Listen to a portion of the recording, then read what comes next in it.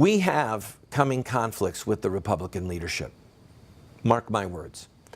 So we're talking about being militant. Here's the definition of the 1913 Webster Dictionary for the church militant. The Christian church on earth, which is supposed to be engaged in a constant warfare against its enemies, and is thus distinguished from the church triumphant in heaven. Okay? The church triumphant is in heaven, the church militant is here on earth. And if you use the Oxford definition, typically favoring extreme, violent, or confrontational methods, combative and aggressive in support of a political or social cause, well, that would define the Christian church. The first 300 years, they were standing against the Caesars. They were espousing a view and an agenda ethically and politically that was completely revolutionary at the time.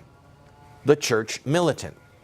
Now, the Republican Party, the leader of the House, John Boehner, he spent time trying to elect two openly homosexual Republicans, Carl DeMaio and Richard Tissey.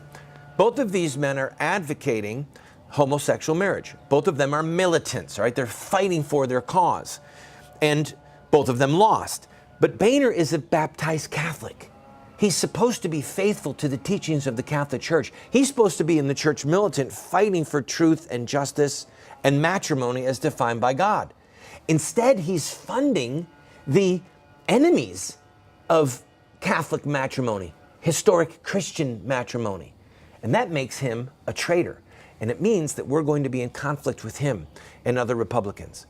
And let me say one other thing about mercy and kindness and love. Think of the sin that you hate the most, or think of the sins that you struggle with. All of us have sins we struggle with. All of us have things that we regret that we've done, things that we regret we've said, things we wish we had done differently, things we failed to do and we wish we had done. It's one thing to grieve over those sins, to fight against them, to go on a monumental struggle. It's another thing to say, you know what? That's really not a sin. No, it's not a sin for me. It's not a sin for anybody. And I'm going to fight so that anybody can do that thing at all times and no one will ever say it's a sin again. That's what we have going on with the homosexuals. We can love anybody trapped in any sin or wrestling with any sin and offer the mercy of God, the redemption of God, the help through the struggle.